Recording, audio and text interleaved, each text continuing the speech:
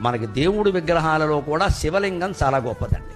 నేనేదో పక్షపాతంతో అనడం లేదు, శాస్త్రీయమైన లాజిక్, తర్కం. శివలింగం గొప్పది.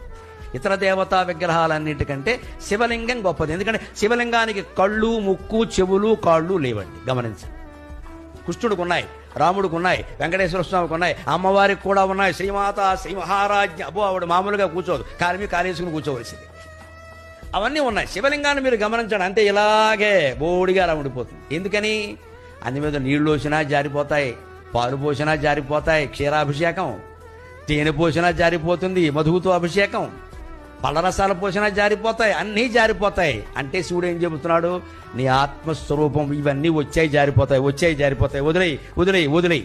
మాట వచ్చింది పోతుంది, చూపు వచ్చింది పోతుంది, వినికిడి వచ్చింది పోతుంది, స్పృహ వచ్చింది పోతుంది, అన్నీ పోతాయి. లింగం రూపంలో, శివుడు రూపంలో నువ్వు ఒక్కడవే మిగులుతావు. అదే చిదానంద రూప శివోహం శివోహం.